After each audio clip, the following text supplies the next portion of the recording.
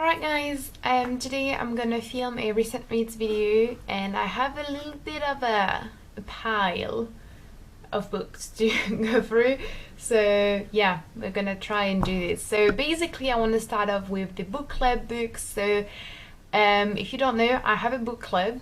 If you want to join and read together, you're more than welcome. So this month we had two options. The one that I finished was Quicksand by Tanizaki, and the one that I unfortunately did not finish but we'll still talk a little bit about was Petersburg by Andrei Bielis. Quicksand. It has to be one of the most quick-paced, well organized and put together, with a very interesting plot that keeps you wanting to read more and that always surprises you sort of book I have read. I have read a lot of beautiful books, inspiring books, deep, complex books, but you know, there are some books that are so intricate and so deep in the way they're constructed and organized and put together when it comes to the plot, and those books are not that frequent, I think. You know, when you turn the page and suddenly you're kind of questioning what you have understood a few pages ago, or where the characters keep, you know, just unveiling parts of their personalities but without any certitude, and also like the narrative layers were very, very interesting. It's a story of manipulation, love, admiration, attraction and sexuality. It's a very unique exploration of the human psyche, and the point that's particularly remarkable is the very audacious and kind of like raw and very honest and upfront way in which the author describes a lesbian relationship, which you don't see very often, especially in that kind of book. It's a classic and it wasn't written in the 21st century, so yeah. Then I read another book which is called Djamilia. It was written by, wait for it, Aitmatov. I think it's a book that I picked because it was only €1.50 and because it is a translation from, I don't know how to say this in English, from Kyrgyz, the language, and it was actually translated as well, not entirely by, but partly by Aragon. It's supposedly one of the most beautiful love story of all time. Aragon says it's the most beautiful story of all time and of the whole world. I will not agree with that. I don't think it's the most beautiful story. It's just interesting to have a go at a book that's from a culture and a country and a language that I usually don't really encounter. The story isn't remarkable in the sense that the plot is a very sort of traditional plot, but I will agree that there is some sort of, what would I say? There is almost a sort of universal touch to the book, even though the culture of the country is very present in everything, you know, the landscapes, the traditions, the lifestyle, the family life, everything, yet it feels very universal. All kind of like doing the work that is to explain and just show the world the power of love that is supposedly stronger than anything.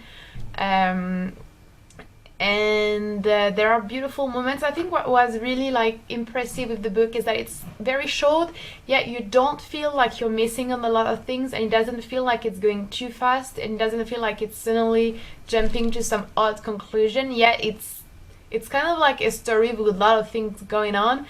And that's precisely what is impressive, is that in very little words and in, you know, not a big amount of sentences, the author could tell you and make you understand and make you feel a lot. And it has this very classic touch to it that I quite like, with a little bit of a tale and folklore, almost sort of like atmosphere. This is a collection of short stories by Yukio Mishima. I pulled the title in English here, but for those of you who are Japanese or understand Japanese, there is Ame no naka no funsui, Budopan ken umi to yuyake, Tabako, Junkyo, and Mikuma no Mode, which is pélerinage, trois montagnes. Yeah, I mean, what can I say? I've already talked about Yukio Mishima, I think, in my best books of 2016. he's definitely one of my favorite authors. Every time I read something by him, I find it beautiful, I find it interesting. I have to say though that those were not my favorite short stories by him, especially the last one, which is the one that, you know, the book has taken the name of, title of. I didn't think it was that great. Once again, always a very disturbing almost and fascinating just observation of youth, of adolescence, of desires and sexuality in a way that's not obvious and just like in your face. Beautiful style, honestly, a wonderful style, even in translation, which can only let me imagine how beautiful it must be when you read it in Japanese. Yukio Mishima was a very, very unique and special character, and you can definitely feel it in the books. I would say that, you know, if there's a word to describe his work, it's fascinating, because what he writes about is fascinating, the way he writes about it is fascinating, the relationship his work has with his personality is fascinating. Everything is kind of fascinating, really. And a lot of the characters actually are fascinated by other characters or places or feelings or things like that. So fascination is definitely a big thing in Yukio Mishima's work.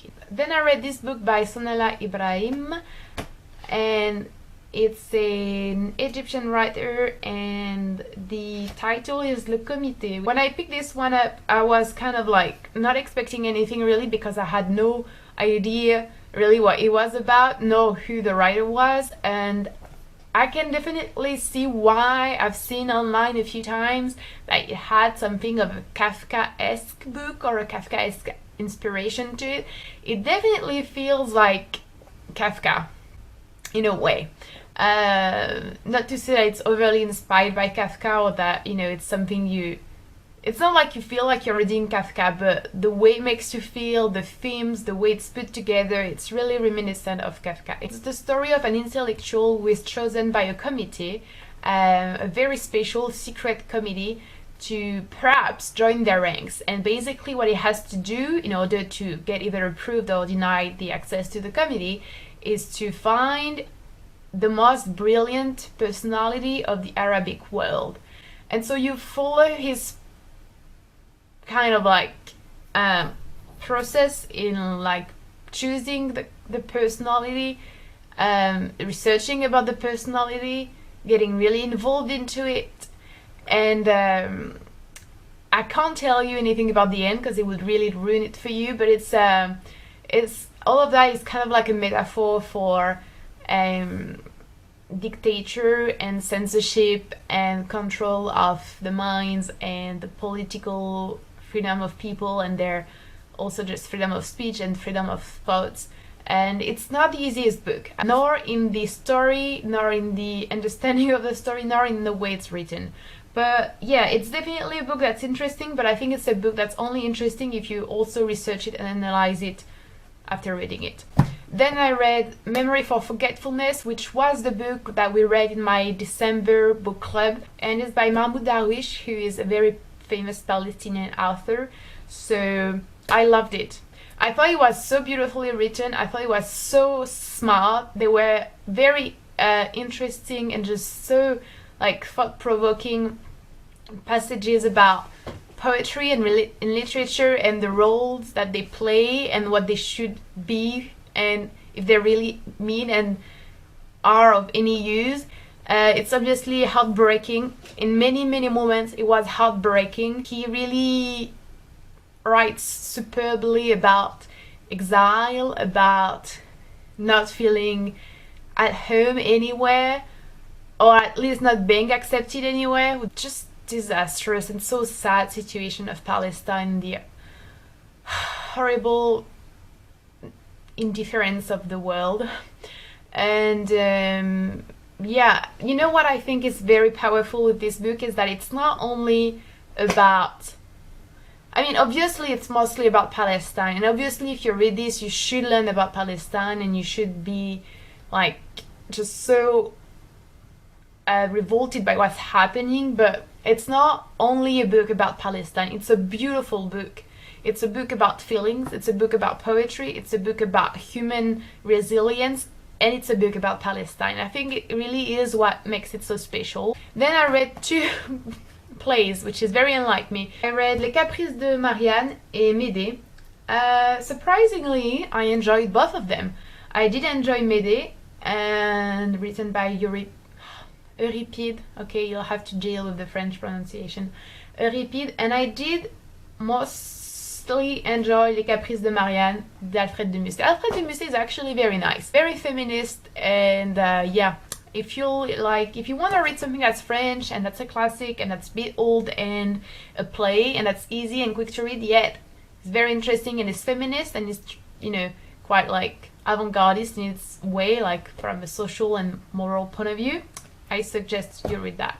Then I read something that's not going to be interesting for anyone. I think it's a book about literature. It's not a fiction book. It's called Dada et surréalisme au Japon, which is obviously Dada and surrealism in Japan, and it's all about a few authors that are either Dadaist or surrealist. Most of them are surrealist, actually. It looks in detail at a few of their work, be it painting or poetry or essays, and then it, you know, offers like an explanation. Okay.